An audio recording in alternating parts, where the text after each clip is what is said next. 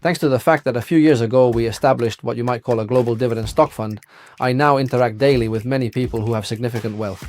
And I see that in reality, their basic knowledge of investing is actually quite limited because they have managed to focus intensely on building their businesses. They have either managed to sell them or are earning substantial profits from them. But in fact, they don't know where to invest that money since they've never really learned financial literacy from that perspective. Just recently, I spoke with an entrepreneur whose assets are worth about 8 million and who receives dividends every year. His challenge is that he doesn't know where to put that money. He just told me how he recently put about 100,000 into a term deposit simply so that the money wouldn't just sit in his bank account and at least he would earn some interest. The fact that we have a lot of capital doesn't necessarily mean that we know much about investing or where to invest it. Often, people who have accumulated significant capital don't really think much about what their options are when it comes to investing. They just understand that they need to put the money somewhere. But they don't have a very clear strategy, and one thing I often see causing confusion is that they don't distinguish between capital growth and cash flow strategies. For example, they might buy S&P 500 index funds which are for capital growth, or maybe some crypto which is also for capital growth, instead of actually directing the capital they already have into cash flow investments that would start generating them additional income monthly or annually. And if you think about investment options for your money, there actually aren't that many choices. I would say, broadly speaking, there are three options. One is real estate, which generates rental income. The second option is dividend stocks or bonds, which pay regular dividends. And the third is interest, if you want to lend your money to someone. Of course, it's always wise to do this with real estate as collateral, rather than just lending money to anyone.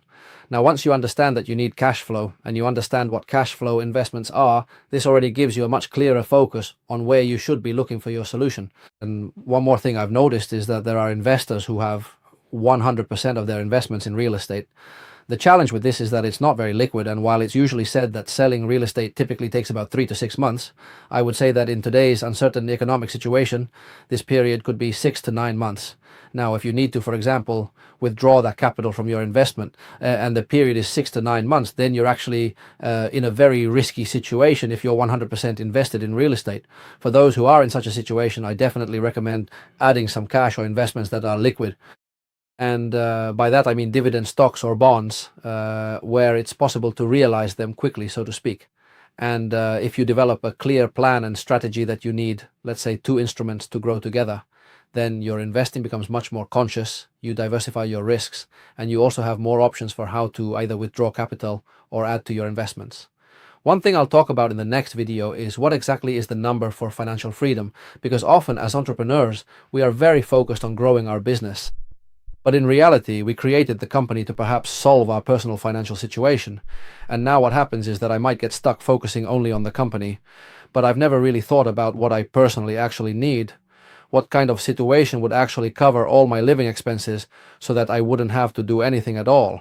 That doesn't mean you have to give up your activities, but at least you would have that sense of freedom that you truly don't need anything. That's how I've set up my investing today.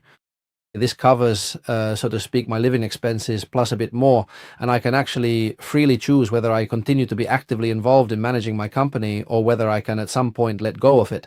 I know that my financial situation won't change because of that, and I can rather regain control over my time and maybe focus on something else that offers me more of a challenge. So it's definitely worth thinking about that international number, but I'll talk more about that in the next section.